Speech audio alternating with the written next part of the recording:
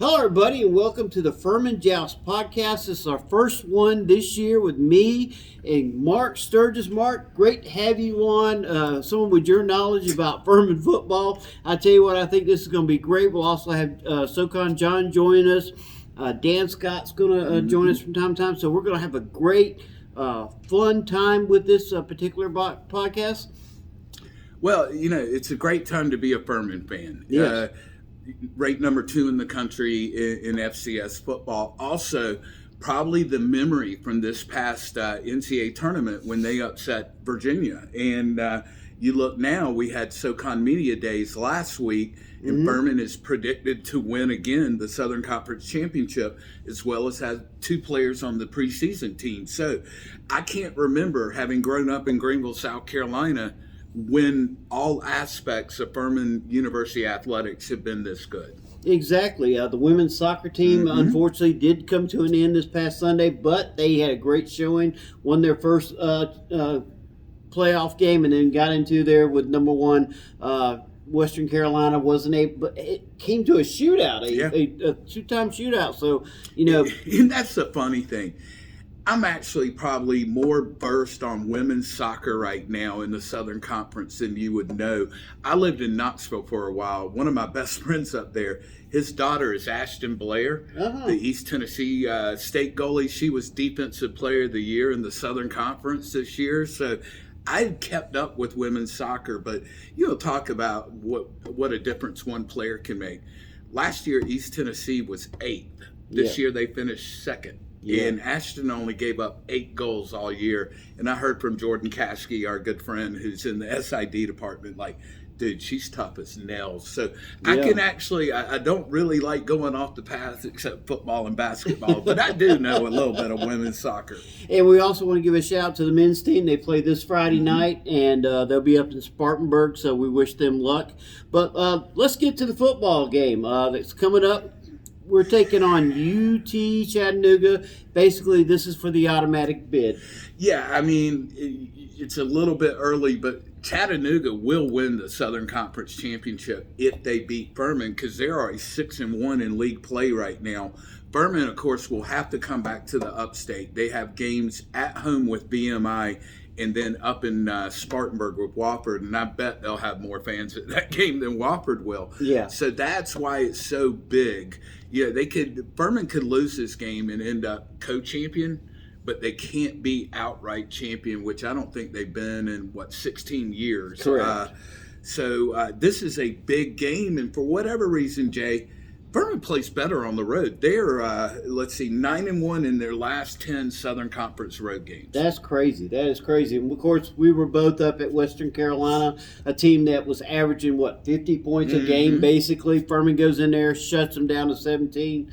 Tyler Huff goes off that game, and Roberto also had his best game of the year. Seems like he always runs over Western Carolina.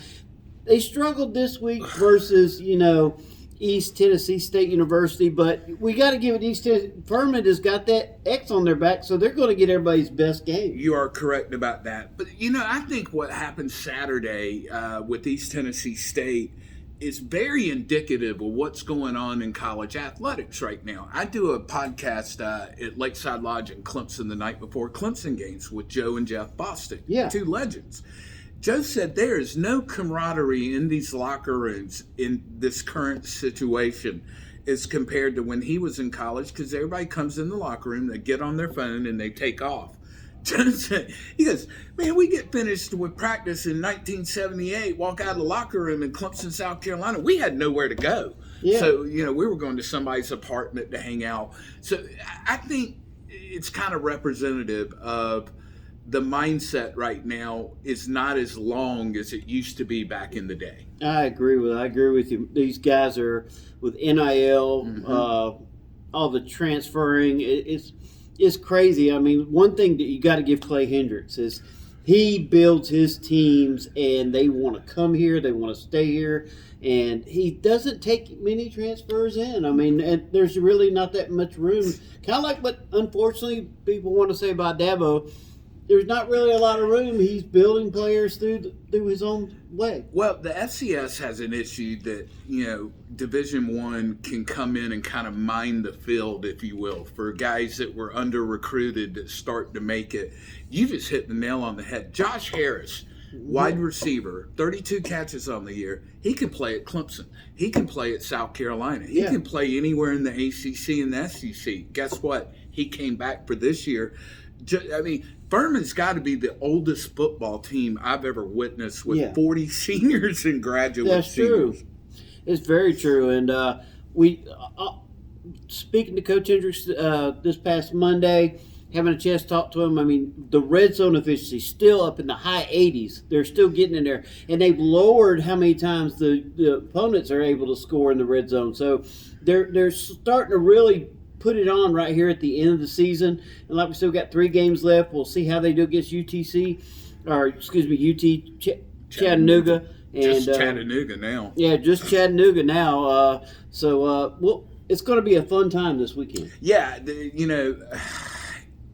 is the only game for Furman I'm going to miss this year. And I have had a blast covering Furman. Clemson, there's so many people up in the press box, and there's so many people competing for the same nugget of information in so many different ways. Hunter Reed might be one of the best guys to work with or work for. And what do you need? Let me know. He'll walk around to Scott Keeler, you, me. Who do you want in the post game? I'll give you an example. My wife was blown away up at Western Carolina. I had an extra credential, and I asked if she could use it. And they were like, yeah, and we come walking around before kickoff, and Clay Hendricks standing outside the locker room by himself.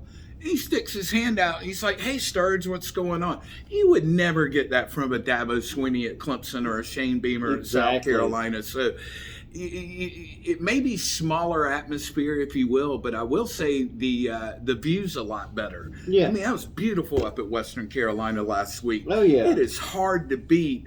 Looking out at Paris Mountain from Furman Stadium, Paladin Stadium. So it may not be quite as big, but you can't convince me it's not the same importance as it is for ACC, SEC teams. I agree with you 100%. And once again, like you was talking about Hunter Reed, I'm just starting off in this, and Hunter has been instrumental. Him and Jordan both has been great to me, helping me learn the ropes about Furman. And then the one that really controls that department, Hunter may be the boss, but Julie Pear runs things. I'm saying that, and I'll give her credit. I hope she watches. Oh, yeah, definitely, for sure.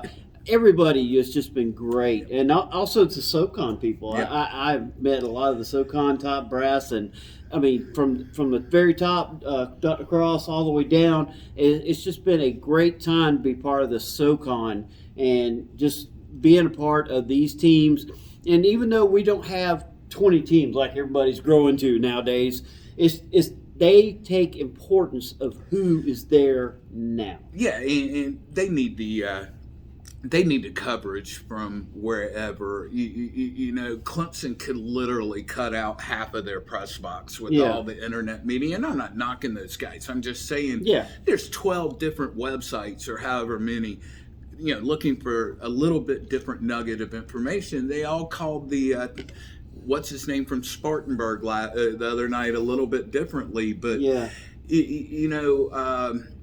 get a little bit more up close and personal. We live out near this new bowling place, and Josh hit me with a text back in August, and he goes, Sturge, why don't you come bowl with us? Yeah. It was awesome, and to watch all of them kind of use that night as a way to get together, and you could see the team aspect right then, and that's carried them through. Furman's got a couple things they got to improve on. Go ahead. First of all, controlling the line of scrimmage on offense. They did not do that against East Tennessee State on Saturday. Yeah, it's a shame that the defense didn't get a shutout. East Tennessee State blocked the punt and then got for a touchdown, and then the 2-point conversion. The other main thing, Jay, finish off the first half defensively. Yeah. It happened at Sanford. It happened, at South Carolina. Yeah. It almost happened Saturday against East Tennessee State. So finish off that first half on defense, and then you are what you are at this point. Tyler Huff is tough as nails, second leading rusher, completing 66% of his passes. He's got to get better with the downfield throw. Yes, I agree with you on that. Of course, he's made it very clear that the passes that he had with Klein and with Gill, those guys, he's got to get them more involved. He had several of them open this past weekend, just missed them by a yard, but those yards add up.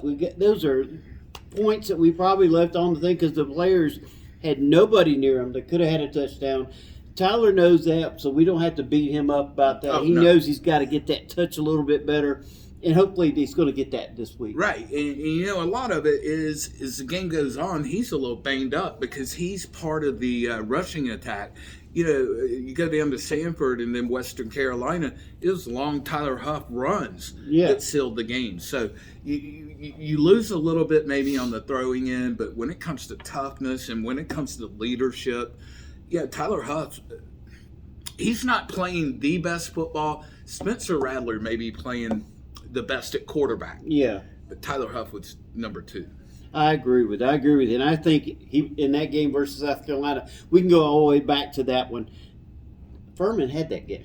And up until the final 2 minutes, 1 minute. 1 minute. 1 minute, 30 seconds. Yeah, really. Right there at the end of the first half, it was like out of nowhere, everything just blew up. Now, I know we could all blame the refs for a couple things, and even Hendrick said that, but they let it go. Yeah, they were up 14-13. You're like, man, they're right where they want to be going into halftime, and you blink, and it's 27-14. Yeah. Again, a couple of questionable calls, but at that point, I was almost kind of glad that one big game against the South Carolina could almost take you out for the next 2 Southern Conference games. So maybe the way it played out in the third and fourth quarter will benefit Furman in the long run. But, they just don't get rattled. I mean, if you were going to get rattled as a Furman football team, it should have been up at Western Carolina when your first touchdown, you miss an extra point, bangs off the upright. The last play of the first half, I think it was a 43-yard missed field goal. Yeah. They missed another one that was kind of blocked on a bad snap. And then they had 2 8-yard punts that were shamed. I mean, the Western Carolina band had gotten in the Furman kicking team's head. And the offense and defense just went out there and did what they had to do. They did not let it bother them. And that's why this team's kind of grown up. Exactly. And, once again, like you was talking about against this past weekend, we watched it. It seemed like the running game just could not get rolling. Mm-hmm. Someone else that was missing that was very vital in the game before was Klein, our tight end. Huff was able to hit him on 3 or 4 different plays, even though they wasn't the deepest of passes. It was the times of those passes. Well, sometimes you got to loosen them up, and we sat there, in the press box going, my Lord, there are 8, 9, 10 guys in the box. Yeah. So, I cut Josh Harris loose and, see if you can't get the touchdown. But number 2, worst, see if you don't get the pass interference call. Exactly. And, of course, he had several plays where he could have got Harris and a couple other players, and just the pass just kind of went past him. But I think this weekend we look at a Furman team it's going to be more poised. They know what's on the line. Yeah. They know what they can accomplish right here. There's only one more goal after this one. So the only goal they couldn't accomplish this year so far was win the FBS game. That one's gone. South Carolina's out of there. They did beat Kennesaw State, but they're still considered FCS right now, so we can't really call that one an FBS team. But the funny thing is, you go look at it, Furman plays their best football against the state schools. Yeah. I'm talking, like you mentioned, Kennesaw State. They had 9 more scholarships than Furman as they are progressing up to FBS football. Western Carolina, that's a whole lot bigger school than Furman. Yeah. So for whatever reason, is a private school. Like Kennesaw State didn't take lightly to losing to a little private school from Greenville, South Carolina. Exactly. They thought that was beneath them, but I think they got 2 wins on the season. So, At times I think it becomes a battle of we're going to take the state school down. Tennessee Tech, that Furman opened up the year with and beat the daylights out of, that's a big state school. So that's what I love, is seeing the private school with a little bit of a chip on their shoulder. Just go out there and show it to them. Yeah. All right. Well, we go from there to this coming week. We got basketball coming in. We do. We got it starting. And I tell you what, before we go any further, I hope Furman's beginning of basketball season was good as that burger that I ate over here. We're Arden's Burger and Grill in Central, and I had the teriyaki. I'm not sure what the official name, but it's teriyaki burger. Yeah, the teriyaki burger. Wow, so good. So thank everybody here at Arden's for letting us Donnie do and Angie. this. Yeah, and I had I'm just going to tell you, it's being formulated, but I was able to test drive it. It's called the Paladin Burger, based on Furman. Donnie, he said, I'm just going to give you, we haven't finished it yet, I'm going to give you a taste of it. And boy, it was good. It was a blueberry barbecue sauce. Oh, man. And, of course, I told him a little bit what I thought should go on. Of course, Donnie and Angie's going to figure out what they want on it later, but it was really good with that sauce and Swiss cheese, and I think she's wanting to do smoked Gouda cheese, but either way, this is Arden's Burger and Grill in Central South Carolina. Make sure you come and see them. They are so good. They will take care of you. Double dipped wings. Of course, this is Wing Wednesday. Of course, they're fixing to close up here in about 30 minutes, but make sure you come out, Arden's Burger and Grill, Central South Carolina. We also want to thank Clemson Wine Bar in Patrick Square, and also Upstate Physical Therapy in Anderson, South Carolina. And as you know, me and Mark, even though we're in two different places, my man right here, Straight Up with Sturgis, tell them a little bit about your business. Well, we have, first of all, a website, straightupsports.net. I'm covering Furman. We've got a deal worked out with Will Vanderboord of the Clemson Insider. He gives an update from the press box every week. Willie T. Smith, the legend, he and Bob Gillespie were up in the press box at Furman. Willie's handling South Carolina, and then Bob, such a good writer, he can write on whatever he wants. So, exactly. Very fortunate. The gist of it was, we're old guys in the business that still go online for stuff. I'm not in the habit of picking up my phone for everything. Exactly. Also, two other quick things. Still do a podcast on Wednesdays from Smoke on the Water with my old co-host from ESPN Upstate, Price Atkinson. And then during football season, Lakeside Lodge in Clemson. If you're not going to the Furman game, listen, come down there. We have a show with Joe and Jeff Bostic, and then we have live music right afterwards. So I got a guy coming up from Charleston this weekend. He is absolutely next level. Of course, I know you'll be somewhere in Georgia or Tennessee. So there's just really not an easy way to get from Clemson to Chattanooga for a 1:30 kickoff on Saturday. Yeah, luckily I got two guys with my company that's going to be doing it for me, so you might see me up there. One thing for sure, folks, we want you to enjoy yourself. Even if you can't make it to the game, get out. Yeah. See them, and definitely stay in touch with Straight Up. Yep. All right. You mentioned Furman basketball. Yeah. Boy, what a good time. They're coming off probably the biggest moment outside the championship game in the NCAA tournament, when Virginia melted right in front of them. And I think it was Jalen Slauson walking off the court going, I can't believe they threw that. And you look at, was it Pegues that finally hit the three-pointer? He had missed, 15 in a row at that point? Yeah. You can't buy the publicity that Jason Donnelly and Furman and Coach Ritchie got for one win in the NCAA tournament. Over Virginia. Mm-hmm. I mean, and that's a team that Clemson had trouble with. So, I'm just so excited to be part of the university right now. And also the ladies program, we got a new head coach, Chris Pierre. He is just an awesome guy. We both got to meet him at SoCon Media Day, and I got to talk to him. And just both programs look like they're on the way completely up. Now, the men's, of course, already peaking right there, getting ready to go again. But the ladies is starting to grow. They got a great core team, and we're looking forward to seeing both of them. Well, Coach Ritchie, I thought for sure, and I hope this doesn't upset anybody, I thought he would parlay that into another job. Yeah. And fortunately for Furman, there weren't a whole lot of things that came available, but I did talk to Coach Ritchie and said, man, I'm so glad you're back. And he goes, we got unfinished business here.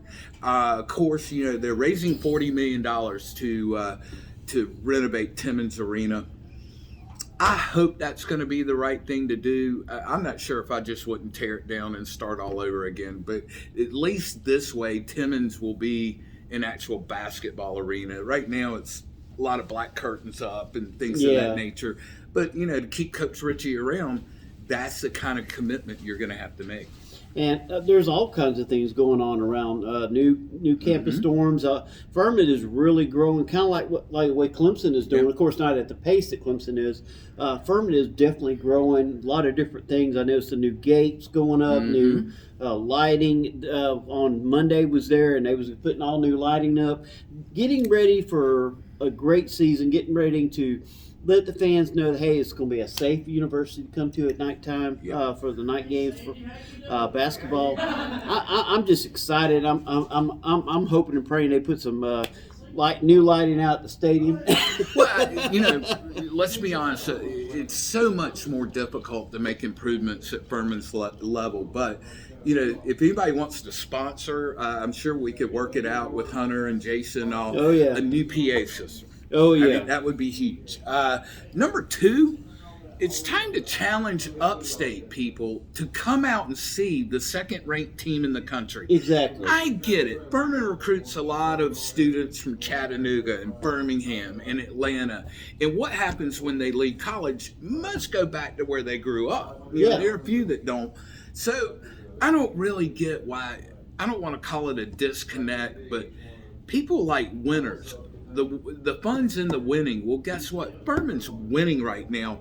And the thing I really love about covering Furman, it's not an all-day commitment. Yeah. I can be home in time to watch the night games. I don't have to get up at 7:30 in the morning, haul down to Clemson for a noon kickoff, and then not get home till 9 o'clock. So there's a lot of positives about heading out to Paladin Stadium and even Timmons Arena. And they have a great family feel. I mean, I pull up, they got a band playing, they got everybody tailgating just like you would see at a regular thing, but sometimes you don't see these bands playing on a stage right beside the arena. I think when I was coming by the other day, I heard 99 Red Balloons by Nina from back in the day, and I had to stop and listen because I'm not sure I'd heard that song on the radio in the last 10 years. Yeah. And they had a really good cover band, and people were out there checking it out. Now, the one thing that I will say, it looks a little weird when it comes to the stadium is most of the kids the students hang out on the hill with their fraternity and sorority tents and all that. Yeah. So it doesn't look like there's a huge contingent of Furman students, but they're there. You just have to look for them up the hill. Yeah, they kind of hang out right there where the players come out. That's their version of the hill, I guess you could say. Yep. And the players will come out right there, and but like you said, the disconnect by the area, they should be selling that stadium out right now. I can remember back in the day with Dick Sheridan, there was a Citadel game. That place was sold out and then some. You know, so it can be done. And of course, the longer Clay keeps Furman in the top 5 of football, next year might be a little bit of a step back due to the 40, kids that are graduating. But, Clay has just quietly put this program together, and it kind of models him. Up at Western Carolina, they took the air out of the football. Yeah. It wasn't what they were really trying to do, but it was long, controlled drives because we saw, Western Carolina can go down the field in 90 seconds and put it in the end zone. Yeah, exactly. But I guess we need to get back to the basketball game. Tell us what your thoughts are going into this season. Well, it's a 10-member Southern Conference. Furman, of course, right now, in my opinion, living off a little bit of what happened in Orlando in the NCAA tournament. But you do have J.P. Pegues and Marcus Foster coming back. They're both preseason SoCon as well. Bob Ritchie just looks really comfortable in this role. Furman's going to have to find some kind of replacement for Jalen Slauson. I mean, He could go down low. He could get rebounds. He could come out and hit a three-pointer. And quite frankly, that's why he was drafted by the Sacramento Kings. So, through the early part of the basketball season, it may be a little bit of a work in progress. But, of course, with some tough games, that will get you ready for the SoCon. I agree with you. And then, of course, the women's on the women's side, a lot of returners coming back, but not a lot of height. So we're looking at a guard shooting team, 3-pointers. It looks like with Walters, number 4, and I'm hoping with their leadership, they'll be able to have a better season than what they had last year. Yeah, and of course you lose your head coach. I believe she went to the ACC as like assistant commissioner of women's basketball. What a great move. Yeah. But this is the place, in my opinion, where women's basketball, Furman might be hurt by being a private school. Because let's be honest, it takes a whole lot more to get a kid into Furman than it does in East Tennessee State or Chattanooga. True. The one in basketball, UNC Greensboro was picked number 2 in the league. Wes Miller was the coach back then. I challenge you to name their coach right now. The one to watch out for really came on last year. Should have beaten Furman in the Southern Conference semifinals. Watch out for Western Carolina. Western Carolina, okay, yeah. I talked to several players, got some good interviews, and I agree with you. Western Carolina, and also I think East Tennessee State's going to. They had some strugglings, but they got a lot of people coming back again. They just bang on you. Yeah. Again, it's one of those schools that, I lived in Knoxville for a long time. East Tennessee State can get anybody they want to in there. Now, granted, you have some minimums that you have to hit, but some of those kids can't come to Furman and be successful in the classroom. I'm sorry, that might be a little bit offensive, but it's the truth. Yeah, I agree with you. Well, Sturge, real quick, tell us anything else you got real quick before we have to get off here? Yeah, defensively, we know what Furman can do on offense. Get to a point where Dominique Roberto in the late third and fourth quarter, nobody wants to tackle him. He's like a bowling ball. But defensively, here's the thing I take away. Right now, Ryan is leading the team with 54 tackles. Evan DiMaggio with 45. We haven't mentioned Callie Chiswick, Jack Burton, or Matt Sochanka in any of that. So, Furman's deep on defense and, just get enough points to win, baby. Well, Burton, of course, number 6 block again, and they're calling him the Matumbo. He's no. He's looking the second best confrontation up at Western Carolina 2 weeks ago was Jack Burton versus the Western Carolina band. They were right behind the Furman bench, and he just kept going, come on. All you're doing is making me mad. And that kind of resonated with that entire sideline. So that is great. And, of course, Matt, we love him to death. He's a great, and he's quietly having a great season, but like you said, he doesn't have to be on every play. They're doing a lot of rotating. I noticed that, getting those players ready for next year, but at the same time keeping it fresh and keeping everybody going. And you got a guy like Callie Chiswick back there in the defensive backfield. If you recognize the name Chiswick, yes, it's Gene Chiswick's son. So, you always got to have a quarterback back there in the backfield. But, I like what Furman did this past weekend. They came out throwing to Josh Harris. Yeah. Do that again, and that's going to open things up for Roberto. But this is the game of the year in the SoCon. So I agree with you, and I wish I could be there, but I got 2 guys that's going to be covering for me. I want to give a shout out to Carlito and to Smokey. They'll be covering for Furman Joust, and of course, Mark, are you going to be making the trip up? No. Like I said, I've got my show down in Clemson with the Bostics, and I could probably get to Atlanta afterwards. Then you got to drive to Chattanooga, and then probably come back through Knoxville. So I thought it was right to give my wife 1 weekend at home where I don't have to deal with anything. I agree with you on that. We always if they lose, then it's me that I didn't show up. Real quickly, the top 5. Listen to this real quick. Yeah. South Dakota State is 8-0. They're ranked number 1, a unanimous number 1. Furman number 2. Montana at 3 at 7-1. Incarnate Word at number 4. Wow. I was out in San Antonio last year. And then 5th is Idaho, who actually moved back from FBS to FCS. So that's a pretty strong group there. You just got to keep on winning. I agree with you. Well, I appreciate you, Mark, coming out, being with me here at Artisburg and Grill in Central South Carolina. Of course, we're going to be doing this each and every week, especially during playoff time. We're hoping to have SoCon John, Dan Scott, and others joining us. We also got some of the players that have already voiced that they want to come on and be with us, and that's going to be fun having players from both football, basketball, softball, lacrosse. We're going to try to have a little bit of everything so everybody can be happy, because we are all about Furman, and we want to bring that to you. Yeah, and it's really the first thing for Furman that's been done like this. So I look forward to kind of setting the way with you. And the fun thing is we got a good group of people up in the press box. Yes. Everybody's thankful to eat a barbecue sandwich together before kickoff, and there's no competition. And it's fun in that press box versus sometimes at NC State you're sitting there like this and you can't say anything. Yeah. So I really appreciate y'all welcoming me in, because I know I can be a lot to deal with. Hey, and I can be a lot too also. I know sometimes I have to look back at Hunter after I cheer a little bit. Happy the Paladins got a score or got a first down or whatever the case may be.